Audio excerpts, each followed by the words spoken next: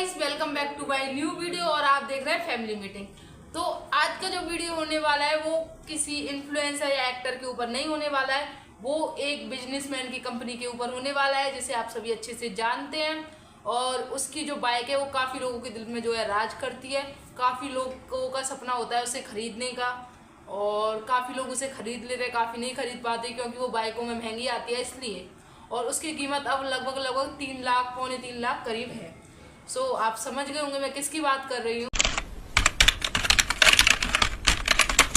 Guys, मैं बात करने वाली हूँ रॉयल एनफील्ड कंपनी के बारे में। और आप सभी अच्छे से जानते होंगे इसकी जो बाइक बुलेट है, बुलेट वो एक बाइक ही नहीं, वो मतलब कि लोगों के जो है दिल में राज करती है। वो एक फीलिंग है, लोग कहते हैं ऐसा। और वो मतलब कि लोग उसे एक दबंग के तौर पे यूज़ करते हैं कि इससे मतलब वो बढ़ता है, मतलब लोगों का जो औदा है वो, मतलब जो बुलेट कंपनी है एक तो मतलब महंगी आती है रॉयल एनफील्ड, तो उस वजह से। दूसरा, उसके फीचर ऐसे हैं कि काफ़ी ज़्यादा दमदार लगते हैं, इसलिए लोग उसको पसंद करते हैं। आप सभी समझ रहे होंगे कि वो इंडिया की कंपनी है, पर वो इंडिया की ही कंपनी है, लेकिन वो आज से 125 साल पहले इंग्लैंड से आई थी। और वो जो है पहले ये इंग्लैंड में बनाया करती थी। फिर मैं आगे बताऊंगी आपको कहानी, पर ये 125 साल पहले की कहानी बताऊंगी मैं आपको, जो कि इंग्लैंड में बनी थी ये पहली रॉयल एनफील्ड की ये कंपनी। द ईचर लिमिटेड करके कोई कंपनी थी, शायद अर्लियर लिमिटेड। वो 1991 में हुई थी। 1991 में उसने सबसे पहले अपनी जो थी वो मतलब कि वो होती है, वो बंदूक के वो पार्ट्स होते हैं ना, गन्स के पार्ट्स, वो बनाया। फिर 1993 में उसने अपनी जो कंपनी है उसका नाम बदल के साइकिल पे रख लिया। फिर वो कंपनी ने साइकिल बनाई, लेकिन उन्होंने फिर उसके बाद मतलब बाइक बनाई। तो उस टाइम पे मोटर लगा के जो साइकिल निकाली थी उसी को बाइक कहते थे, तो वो निकाली। और फिर उसके बाद जो है उन्होंने मतलब एक गाड़ी की तरह बनाई बाइक, और फिर वो गाड़ी की तरह बनाई, उन्होंने इन्वेंशन किया पहले, लेकिन वो नहीं चली। और वो जो थे मतलब कंपनी जो थी कार में बर्बाद हो चुकी थी।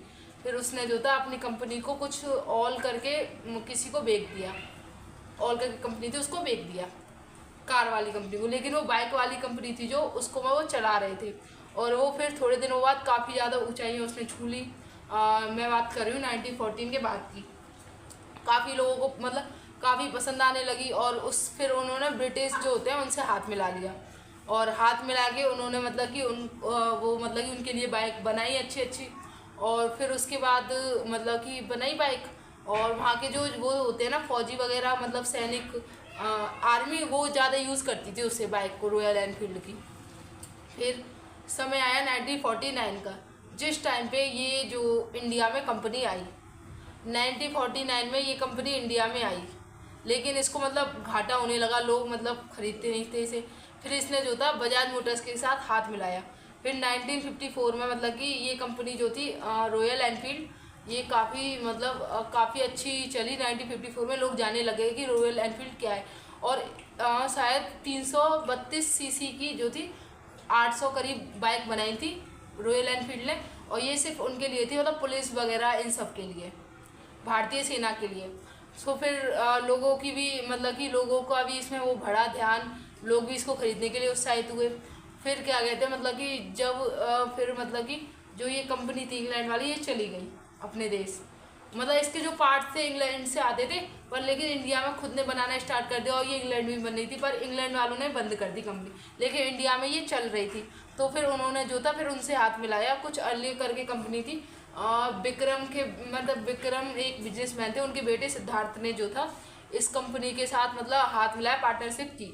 और फिर मतलब कि उन्होंने रॉयल एनफील्ड को कुछ इस तरह से मतलब कि लोगों के सामने प्रकाशित किया कि लोगों का इसमें क्रेज बढ़ गया। मतलब वो कहने लगे कि ये रोड सड़क से ज़्यादा लोगों के दिल में राज करती है ये जो रॉयल एनफील्ड है। और इसमें इन्होंने समय के हिसाब से जो फीचर होने चाहिए समय के हिसाब से वो इन्होंने डाले, जो प्रेजेंट में फीचर आ रहे थे बाइकों में, उससे भी नेक्स्ट लेवल के फीचर डाले इसमें। और फिर जब जाके लोगों के सामने इसको दिखाया और लोगों को फिर मतलब लोगों में इसका क्रेज़ बढ़ा। लोग इसको खरीदने के लिए जो होते मतलब कहने लगे कि मतलब खरीदेंगे। और फिर उसके बाद ये कंपनी मतलब ऊंचाइयां छूने लगी। और 2000 मतलब 25 में इसकी 1,24,000 जो है बाइक बिकी है, 24,000 कुछ संख्या में इसकी रॉयल एनफील्ड की सिर्फ इतनी बाइक बिकी है एक साल में, 1,24,000 कुछ। और मतलब 2024 से 2025 में 43% इसकी बिक्री जो है रॉयल एनफील्ड की हुई है। सो आप समझ सकते हैं कि लोगों में इसका क्रेज़ कितना है और काफ़ी हद तक है। और इतनी बड़ी मतलब इतनी छोटी सी कंपनी लोग खरीदना भी नहीं चाहते थे, उसने कहाँ से कहाँ तक करी। बट ये कहना मतलब सही होगा कि ये इंडिया की कंपनी होगी। अब जो पार्ट वगैरह सब कुछ बनना है वो इंडिया में ही बनना है रॉयल एनफील्ड का। और जो मतलब इंडिया की कंपनी है जो इसे मतलब कि लॉन्च कर रही है नए नए फ्यूचर डाल के, तो ये कंपनी जो है इंडिया की ही है। सो आई होप आज का वीडियो आपको पसंद आया हो। अब थोड़ा और देवांशिया बोलेगा। सो हेलो गाइस, जैसा कि इन्होंने बताया आज कि इन रॉयल एनफील्ड का क्रेज इस समय कितना है, तो मैं यही कहना चाहता हूँ कि इस समय मतलब जो उनकी मोटर मतलब वो बाइक है तो बुलेट कह सकते हैं, तो इस समय काफ़ी धांसू आ रही है। और जो इसमें मतलब सिस्टम वगैरह लोहे का सिस्टम लगता है वो भी मतलब काफ़ी मेहनत से मतलब बढ़िया तरीके से बनाया जा रहा है। उसमें पहले डर था उसको चलाने वालों का, क्योंकि जो मतलब उसकी किक थी वो बैक मारती थी, लेकिन अब वो सिस्टम हटा के मतलब उन्होंने सही कराया वो सिस्टम। अब बैक नहीं मारते उनकी किक, काफ़ी मतलब हद तक उन्होंने उसको सही किया है बुलेट को। और पहले ये मतलब छोटी कंपनी से स्टार्ट होकर काफ़ी बड़ी कंपनी बन गई। पहले मतलब साइकिल वगैरह इन्होंने बताया जाए, साइकिल वगैरह बनाती थी, तो अब ये बुलेट बनाने लग गई, तो उनका क्रेज़ बहुत, मेरे को ये बुलेट काफ़ी बढ़िया लगती है इसके मतलब उस फ्यूचर से। सो गाइस आज की वीडियो को जो है यहीं एंड करते हैं। So thanks for watching, bye, Har Har Mahadev.